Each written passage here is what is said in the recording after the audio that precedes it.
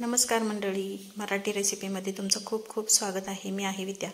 तर मोहरम निमित्त बनवलेला आहे बघा काय तर मलिदा।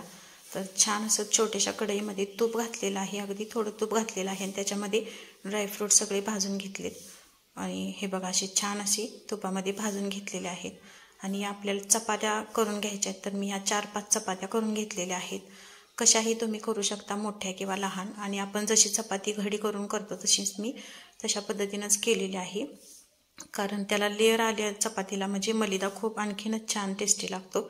तर त्यासाठी बघा हे अशा पद्धतीने मी 5 चपात्या करून घेतलेल्या आहेत। मोठ्या करा किंवा लहान करा, पण भाजून घ्यायच्या चांगल्या व्यवस्थित। जास्त पण गवळ्या अशा भाजायच्या नाहीत, कारण आतून पीठ कच्चं राहतं।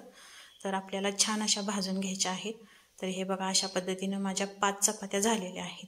तर आता ह्या चपात्या छान अशा बारीक करून तुकडे करून बघा हे मी मिक्सरच्या भांड्यामध्ये थोडीशी भरड अशी करून घेतलेली आहे। हातानेही गरम गरम कुस्करू शकता, पण मिक्सरमध्ये जसं हवं तसं सगळंच एकदम व्यवस्थित होतं। तर त्यामुळे हे बघा अशा पद्धतीने असा चुरा करून घेतलेला आहे तो चपातीचा। आणि त्याच्यामध्ये मी हे बघा 2 वेळा मी मिक्सरच्या भांड्यामध्ये फिरवून घेतलेला आहे आणि नंतर त्याच्यामध्ये मी पिठी साखर घातलेली आहे। तर हे बघा छान असं व्यवस्थित पहिल्यांदा मिक्स करून घेतलं सगळं। आणि आपल्याला पिठी साखर जेवढी तुम्हाला गोड हवं तितकं त्याप्रमाणे तुम्ही घालू शकता।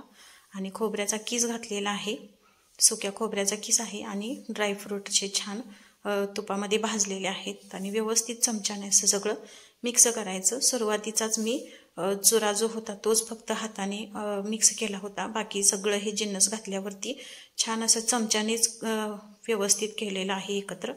कारण नैवेद्याला द्यायचं म्हटल्यावरती हात घालणं मला काही ते बरोबर वाटलं नाही, तर त्यामुळे मी चमच्याने छान आणि वरून आणि हे मी 2 चमचे तूप घातलेलं आहे।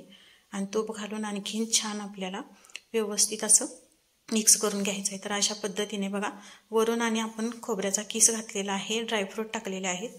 तर आवडल्यास लाईक शेअर सबस्क्राईब करा।